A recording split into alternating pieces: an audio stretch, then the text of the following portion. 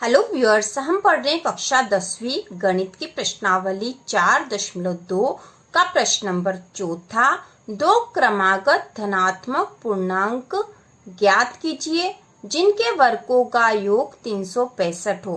तो यहाँ पर हमें क्रमागत धनात्मक पूर्णांक ज्ञात करने हैं, मतलब क्रम से जो संख्याएं आती है तो उन संख्याओं को ज्ञात करना है। तो हम इसको हल करेंगे। हल माना कि हम लिखेंगे माना कि प्रथम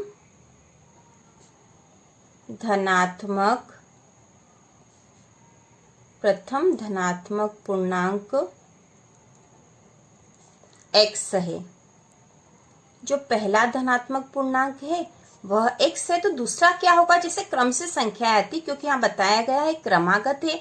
जैसे उदाहरण के तौर पे 3 और 4 है, तो क्रमागत संख्या है क्योंकि 3 के बाद 4 आता है और 4 के बाद 5 आता है, ये क्रम होता है। तो यदि हमने एक संख्या मान ली तो हम दूसरी निकाल सकते, 3 में 1 जोड़ेंगे तो 4 आ जाएगा। इस प्रकार से यदि हमने एक धनात्मक पूर्णांक x मान लिया है तो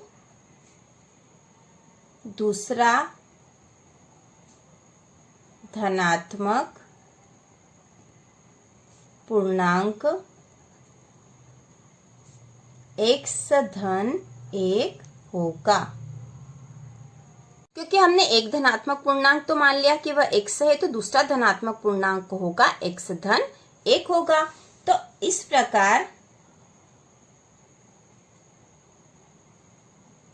प्रश्नानुसार, क्योंकि हमें प्रश्न में कहा गया है दो क्रमागत धनात्मक पूर्णांक ज्ञात कीजिए जिनके वर्गों का योग 365 हो।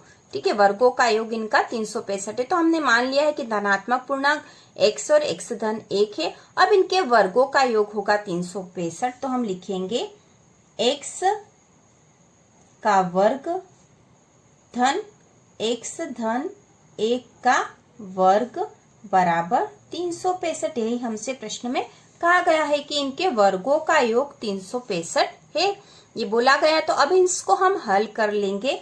तो x का वर्ग करेंगे तो x का वर्ग जो है x का वर्ग ही आएगा, धन x धन 1 का वर्ग करना है। अब यहाँ पे इसको भी हल करके लिखना हमें।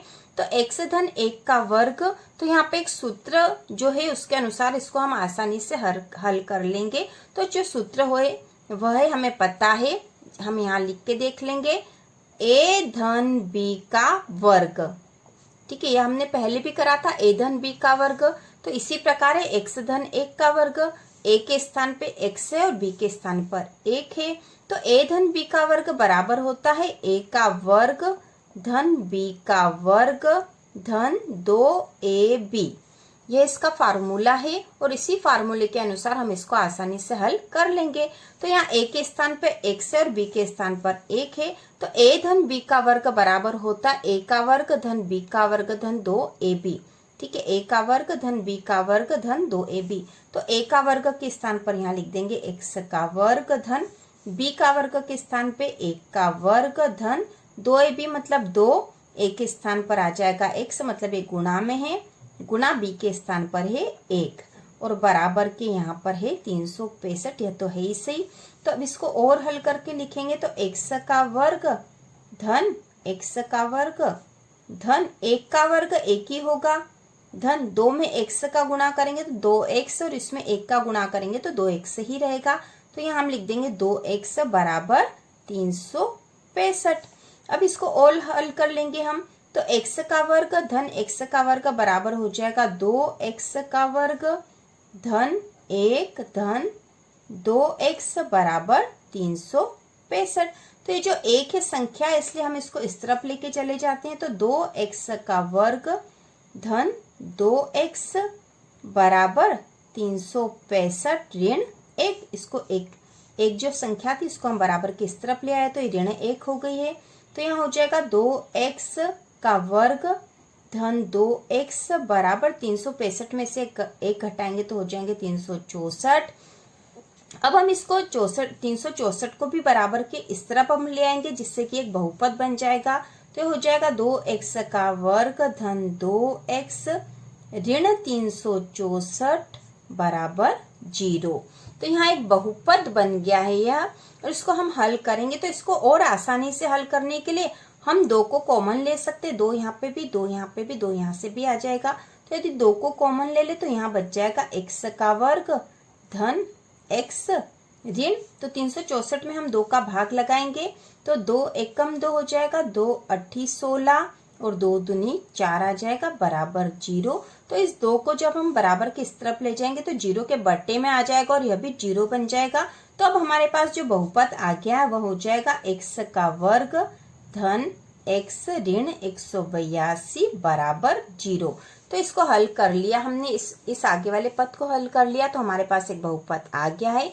अब इसको हल करके हम जो धनात्मक पूर्णांक है वह निकाल लेंगे। तो इसको हल करने का तरीका हमें पता ही है, बीच वाली संख्या को ऐसे 2 भागों में बांटना है कि यदि जोड़ करें या घटाएं तो बीच वाली संख्या ही आ जाए, मतलब एक x आ जाए, और यदि गुणा करें तो ये 2 संख्या आ जाए तो x का वर्ग गुणा 182। तो 182 x का वर्ग हमें चाहिए गुणा करने पे, वो भी ऋण का चाहिए। तो ऐसी 2 संख्याएं कौन सी हो सकती है? तो ऐसी 2 संख्या हो सकती है 13 और 14। ठीक है, 13 और 14 का जब गुणा करते हैं तो 182 आ जाते हैं। हमने पिछले सवाल में भी देखा था 13 और 14 को गुणा करते हैं तो 182 आ जाता। तो हमें कैसे चाहिए? तो हमें जोड़ या घटाव करने पे तो धन का एक x चाहिए, तो हम यहाँ पे ले लेंगे ऋण 13x धन 14x। तो यदि इनको घटाएंगे तो 14 में से 13 घट जाएंगे और एक x बचेगा धन का, क्योंकि बड़ी संख्या धन की है। और यदि इन दोनों का गुणा करेंगे तो धन ऋण ऋण हो जाएगा। 13 में 14 को गुणा करेंगे तो 182 और x में x का होगा तो x का वर्ग हो जाएगा। तो गुणा करने पे हमें इन 2 संख्याओं का गुणा मिल जाएगा और जोड़ या घटाव करने पे एक x मिल जाएगा। तो हमारी जो संख्याएं मिलेगी हमको, x को जो 2 भागों में बांटेंगे वो हो जाएगा ऋण 13x और धन 14x। तो हम यहाँ लिख लेंगे x का वर्ग ऋण 13x धन 14x, फिर यहाँ पे है ऋण 182 बराबर 0।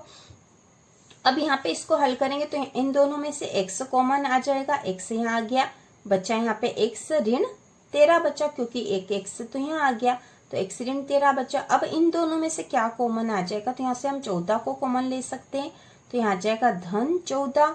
अब क्या बचा? यहाँ पे x बचा और ऋण 182 में 14 का भाग लगाएंगे तो यहाँ पे है 182 में जब हम 14 का भाग लगाएंगे तो 14 एकम 14 होंगे और 18 में से 14 घटाएंगे तो 4 बचे, ऊपर से उतारा 2 और 14 तिया होते हैं 42।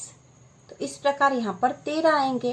तो इस प्रकार यहाँ पे 14 कॉमन ले लेंगे 182 में से, तो यहाँ बचेगा 13 बराबर 0।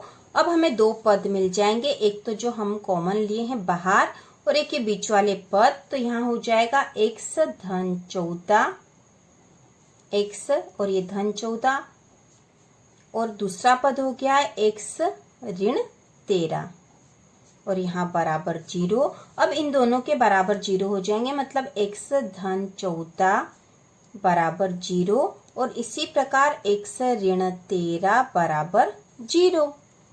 इसको और हल कर लेंगे तो x बराबर क्या हो जाएगा?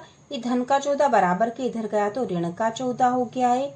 तो एक संख्या हमें ये मिल गई है और दूसरी यहाँ पर x ऋण 13 बराबर 0, तो x बराबर धन के 13 होगा यहाँ पे। ठीक है, तो ऋण वाली संख्या तो मान्य नहीं होगी क्योंकि यहाँ पे धनात्मक पूर्णांक बोला है हमें प्रश्न में, इसलिए हम मानेंगे x बराबर 13। तो यहाँ पर लिखेंगे इस प्रकार प्रथम धनात्मक पूर्णांक बराबर 13 है, क्योंकि हमने x माना था और x का मान हमने निकाल लिया 13। तो दूसरा धनात्मक पूर्णांक बराबर क्या हो जाएगा? x धन 1 है मतलब 13 धन 1 मतलब हो जाएगा 14 होगा। और इस प्रकार हमें 2 धनात्मक पूर्णांक 13 और 14 मिल गए हैं, जो कि हमसे प्रश्न में पूछा गया था और यही इसका आंसर है। यही आंसर हो जाएगा 13 व 14। तो 2 धनात्मक पूर्णांक हमने निकाल लिए हैं। यह प्रश्न भी आसान था पिछले प्रश्न की तरह ही, और उसी तरीके से हमें हल करना है इसको। बस यहाँ पर प्रथम धनात्मक पूर्णांक x मानेंगे, तो जो दूसरा धनात्मक पूर्णांक है वह x धन 1 हो जाएगा। उसके बाद इन दोनों का वर्ग 365 के बराबर है, तो यहाँ दोनों का जो वर्ग है उसका योग, दोनों के वर्गों का योग मतलब जोड़ 365 के बराबर है, ये हमने बता दिया और फिर इसको हल कर लिया। इसके बाद जो बहुपद आया है उससे हल कर लिया, तो हमें x का मान मिल गया है।